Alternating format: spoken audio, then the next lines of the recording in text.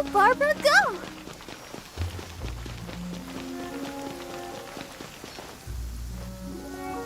In what sort of castle might a storybook dragon dwell? The witch turned to a mighty dragon born upon the wind to seek her answer. From afar, she beheld a solitary castle, standing lonely beneath its wings, and wrote it into words. Its walls kept out the wind and rain, yet also cast a solemn shadow. Enveloped by their shade, the story's boughs were lulled into a torpid slumber and reached no further skyward. So that's the clue. I think we're meant to find a place where dragons live, and this time, in the real world. I asked around, and it just so happens that there's a place like that in Mondstadt. Yep, that checks out. I've heard that the dragon here is called Durin, and that he's a magnificent creature. I hope I get the chance to meet him. Wait a second. Do you think having the two of them meet is the best idea? You know, considering everything that happened in the past? How would we even explain everything to him? Well, if we do run into Durin, it should turn out okay with us there at least. Is something wrong? Nope. Let's go!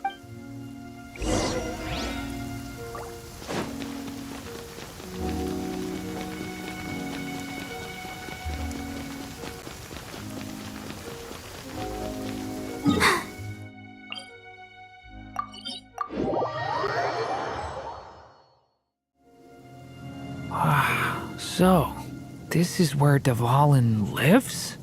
Yeah, right into the middle of a raging storm. If you're afraid of getting blown away, Paimon, you can always hang onto my sleeve. This isn't Paimon's first rodeo. Come on, let's get going.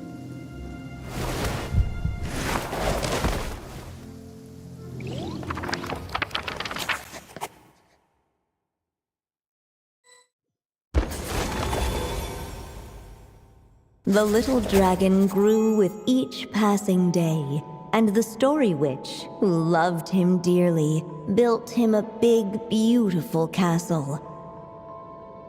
Yet in the end, she herself succumbed to time's merciless march, setting forth on a journey to a place beyond even the stars. All of a sudden, the little dragon found himself alone.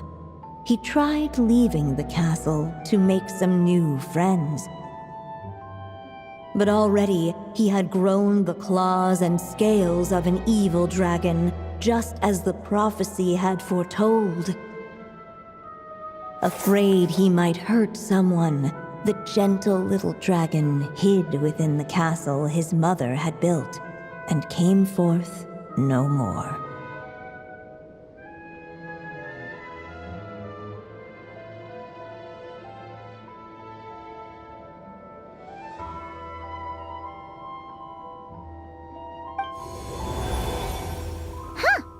We're back in the story world.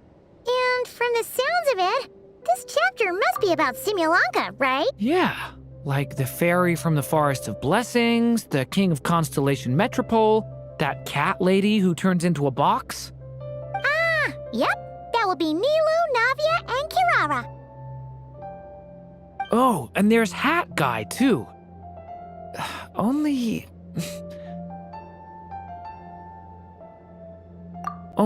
lately, whenever I see Hat Guy, I get this strange feeling. What kind of feeling? It's like there's something on his mind. He hasn't told me what it is, but I can sense it all the same. Well, he's always been kind of broody. I guess I should focus on fulfilling my mother's final wish for now, though. Yeah, we should get started on this chapter. So, Let's track you down and free you from fate's curse once again! That day, a small band of adventurers suddenly arrived beneath the castle walls. They promised to help the little dragon cast off the curse of fate. Yet as they stood beneath the castle walls, it appeared they had no idea how to even begin. Hey! Instead of making fun of us, how about giving us a hint? The little dragon had shut himself inside the tall tower at the castle's center.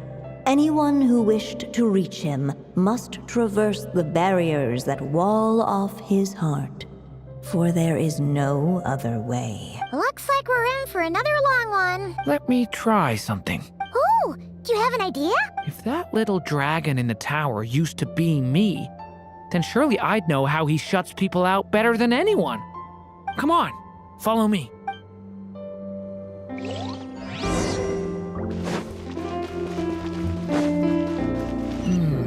That telescope.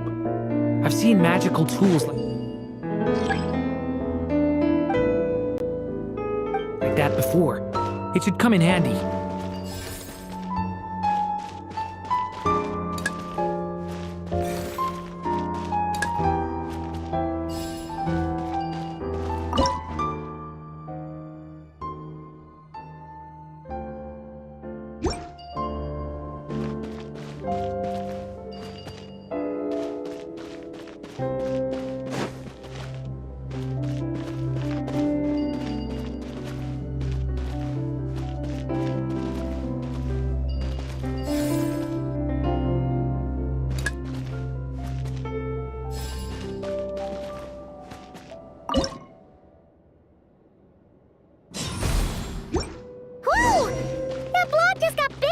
We can get past the obstacles ahead by using these blocks to jump upwards.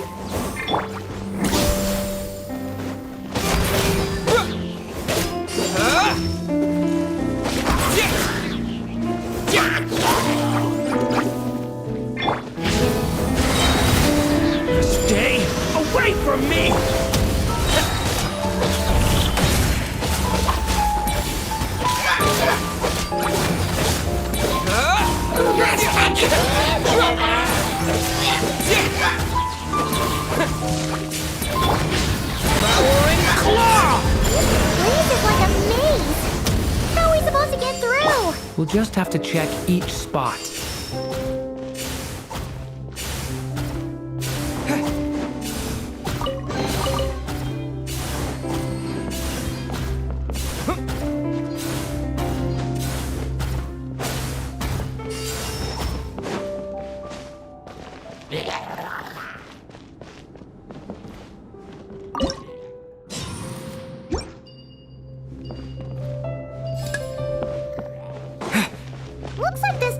It's missing some blocks. Oh, let's try the one we just picked up.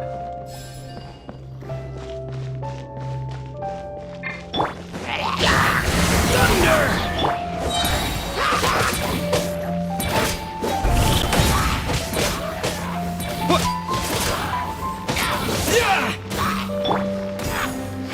Get back!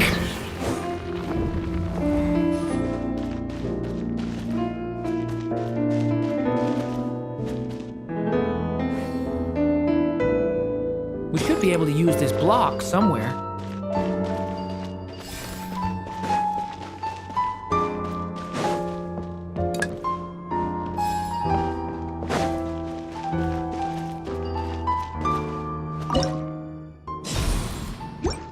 Still not enough. Guess we'll have to keep searching.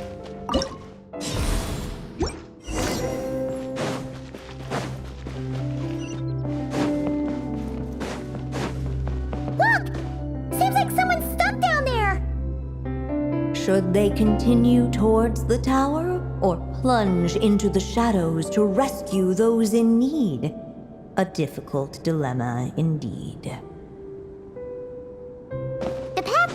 tower's up ahead. It's so dark here. Hey, Wait, is that?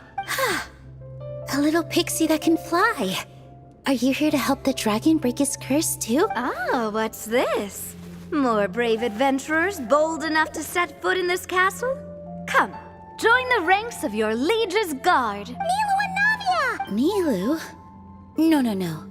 I'm a flying squirrel fairy. And I'm a giraffe king. Not this Navia you speak of. that's right. Oh, and don't forget Catbox Lady. Are you friend or foe? Friend! Definitely friend, Miss, Catbox Lady? Yeah, Simulanka is a big part of Durin's story. So, guess it's no surprise the people we were with there would make an appearance.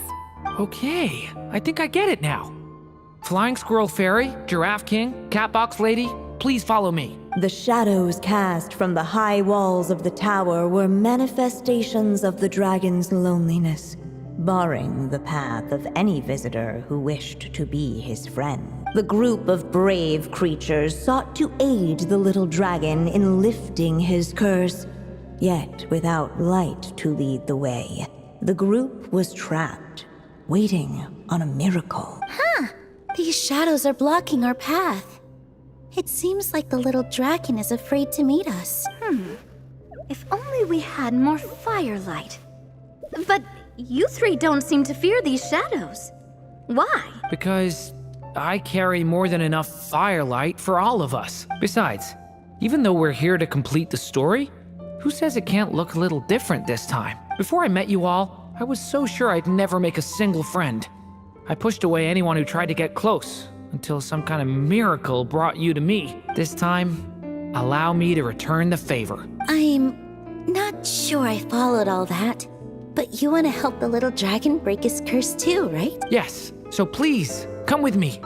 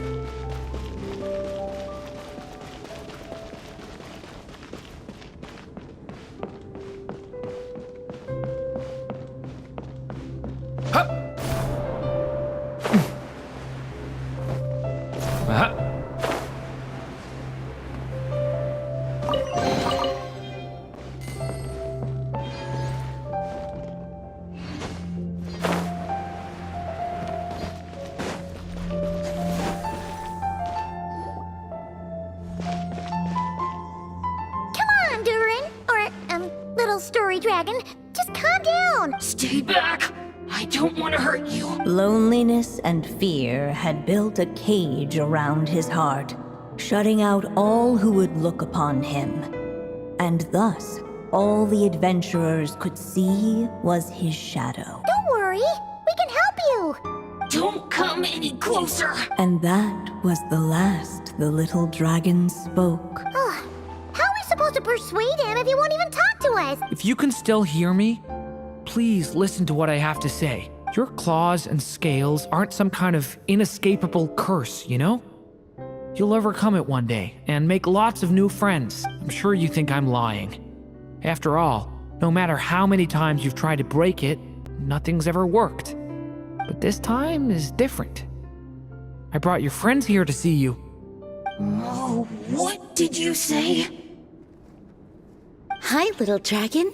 I'm the Flying Squirrel Fairy, and I'm here to help you lift your curse.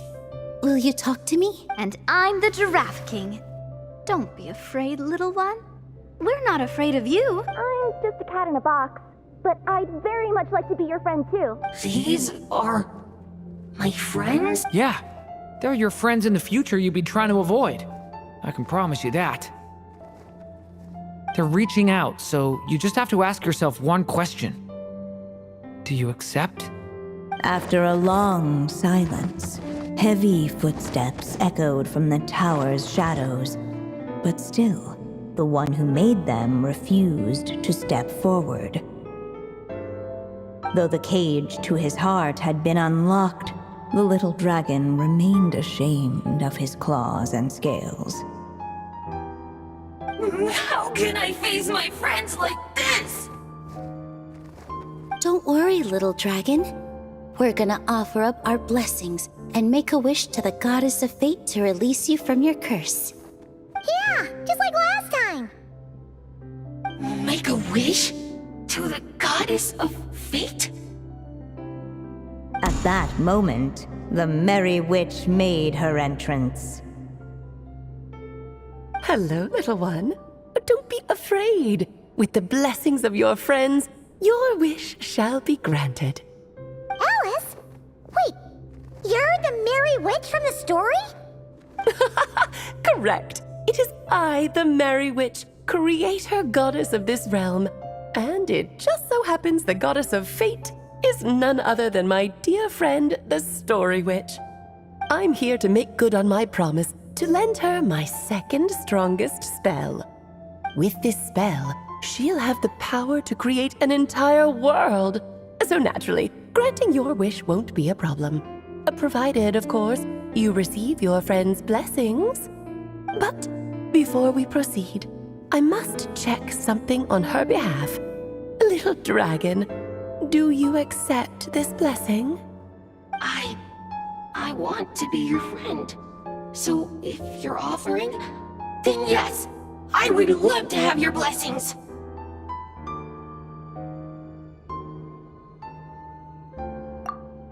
Were it not for the adventurer's blessings, this tale might have ended long ago. Thanks to them, another ending was now possible. Yet in that moment, they did not know if this blessing was truly a gift or just another trial in disguise. What? You didn't say a word when we actually needed a clue, but now at a critical moment like this, you turn up and start playing mind games? Another trial. Ha, that actually sounds about right. Be it the fictional problems of Simulanka or unavoidable conflicts in the real world, if you think about it, that's what they've been all along. But if it wasn't for those trials, I never would have met any of you. So, despite all that, I'd still like to give my blessings. That's the spirit! Come on, Durin! Let's help you make your wish come true again! On behalf of both my past and present selves, thank you, my friends. Fortunately, a brave band of adventurers heard tell of the little dragon's story. Determined to lift his curse, they fought their way through countless trials. To help him, they offered up their blessings and made a wish to the goddess of fate. At last, their wish was granted. Shaking off his scales, the little dragon stepped out of the tower's gloom. But his time in the world beyond the castle would soon teach him this gift would bring blessings and trials of its own.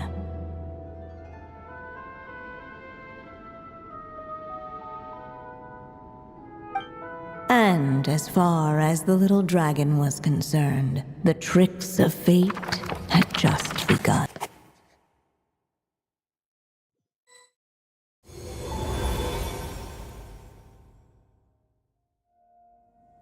So, Durin's wish came true just like it did before. If this story was written by my mother, then surely that was the last chapter we just completed. Oh yeah!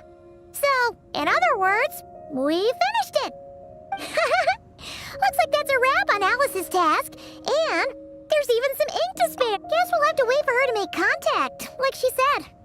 So, my mother's final story has finally come to a close. Sounds like you're a little sad to see it end. Back when I was still living in Simulanka, I was always under the illusion that my mother had never truly left. Every day I spent immersed in that world. It felt like she was right there by my side, still reading me bedtime stories. But now... Durin! That's right! And you've got so many other friends waiting for you back in Mondstadt! Yeah. Speaking of which, after all that flying around, Paimon's starting to feel hungry again. So, why don't we head back to Mondstadt?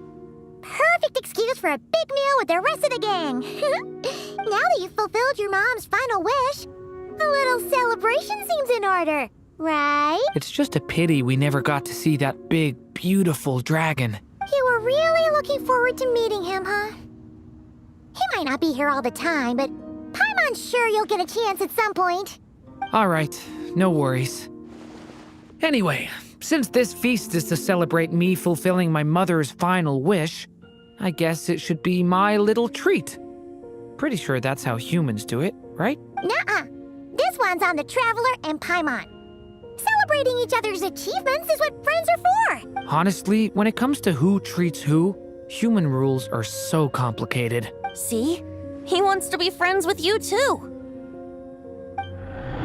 But the moment hasn't come. At least not yet. In any case, the story should have a better ending this time, don't you think?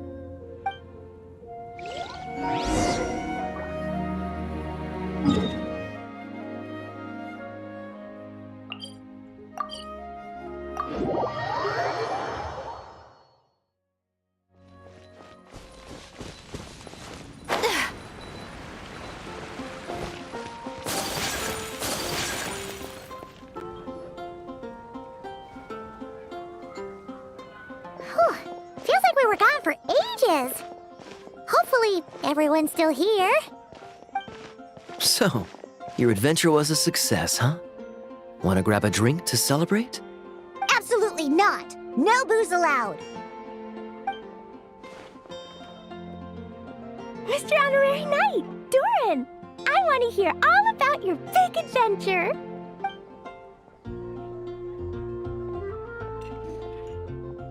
We're gonna order a big meal for everybody first. We'll talk while we eat. Yippee! Excuse me, did I hear you call him Durin just now? But wasn't Durin the evil dragon that fell on Dragonspine? Come on, miss. This Durin isn't that evil dragon from Dragonspine. Albedo said... well, it was kinda confusing. But anyway, it's super cool. Oh, is this your first time meeting him, Marjorie? No wonder you're getting him confused. Still, even if you hadn't met him yet, shouldn't you have heard about him at the very least? At this point, pretty much the whole city has.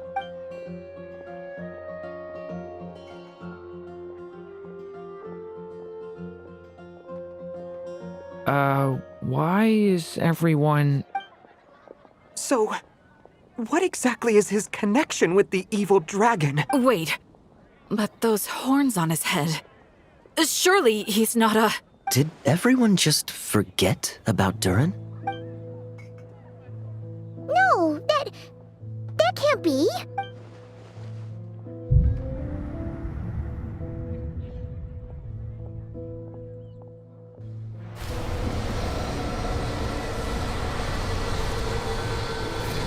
The tricks of fate had just begun. Watch out!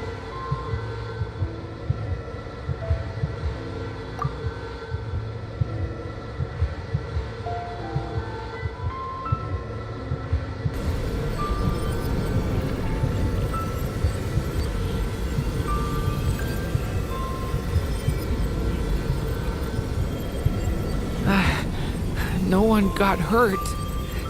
Did they? Durin! Durin!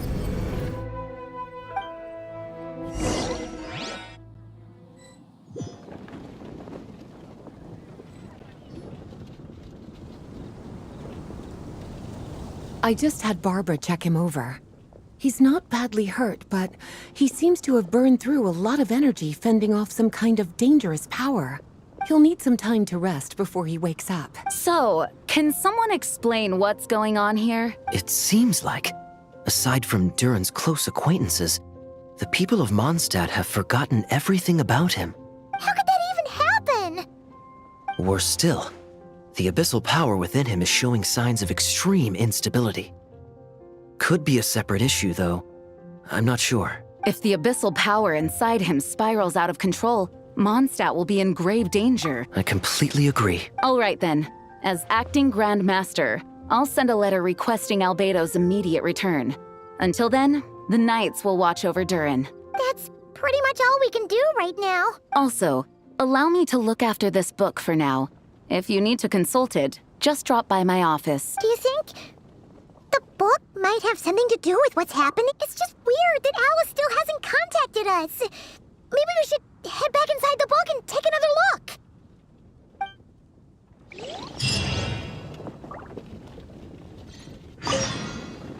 No need to worry. He's stable for now. Klee was really looking forward to hanging out with Durin. We'd better not tell her what's happened to him just yet. I'll have the Knights notify you as soon as he wakes up.